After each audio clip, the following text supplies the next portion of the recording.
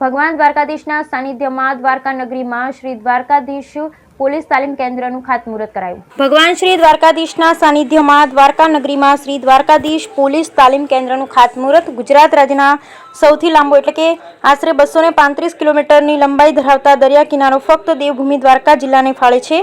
આ ઉપરાંત દ્વારકા ખાતે જગપ્રસિદ્ધ એવા ભગવાન શ્રી દ્વારકાધીશનું સુપ્રસિદ્ધ મંદિર પણ આવેલ છે। દ્વારકા બેટ દ્વારકાના ધાર્મિક સ્થળો શિવરાજપુર બીચ વિશાળકાય ઔદ્યોગિક એકમોની સુરક્ષાથી લઈને દેશ વિરોધી તત્વોની ગેરકાયદેસરની પ્રવૃત્તિ ઉપર અંકુશ રાખવાની બાબત અતિ મહત્વની બની જાય છે। વધુમાં તાજેતરમાં સ્થળની ભારત દેશના વડાપ્રધાન શ્રીઓની દ્વારકા ખાતેની મુલાકાત બાદ ભવિષ્યમાં વિસ્તારનો સર્વાંગી વિકાસ થઈ રહેવાની પૂરી સંભાવના રહેલી છે।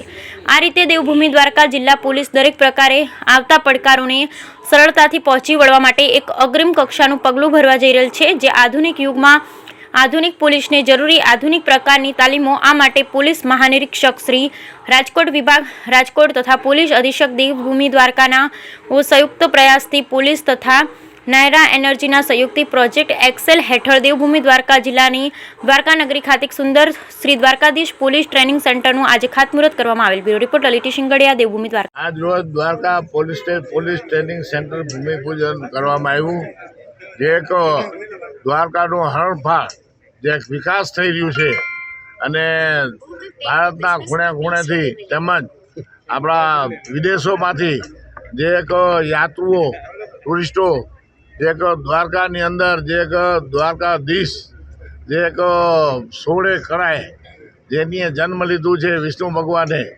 બધાય ભગવાન જતા હતા, વિષ્ણુએ 24 અવતાર લીધા, એની અંદર 14 કળા હતી અને આપણા દ્વારકાધીશમાં 16 કળા હતી, એટલે 16 કળાએ દ્વારકાધીશ એવા આજરોજ તારીખ 11 માર્ચ દ્વારકામાં એક શ્રી દ્વારકાધીશ પોલીસ તાલીમ કેન્દ્રના ભૂમિપૂજન કરવામાં આવેલ છે।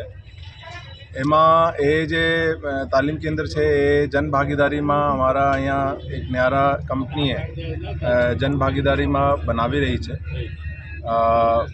PM સાહેબના હિસ્ટોરિક વિઝિટ પછી દ્વારકા વિશ્વ મેપ ઉપર આવી ગયો છે। એનાથી અહીંયા પ્રવાસીઓની સંખ્યા વધશે। એના પછી દ્વારકા જે છે દરિયાકાંઠાના એક ખૂબ મોટો વિસ્તાર જિલ્લામાં આવે છે। 235 કિલોમીટર જેટલો અહીંયા દરિયાકાંઠા વિસ્તાર છે, તો દરિયાઈ સુરક્ષાના હિસાબથી પણ જે જિલ્લા છે ખૂબ જ મહત્વપૂર્ણ જિલ્લો છે।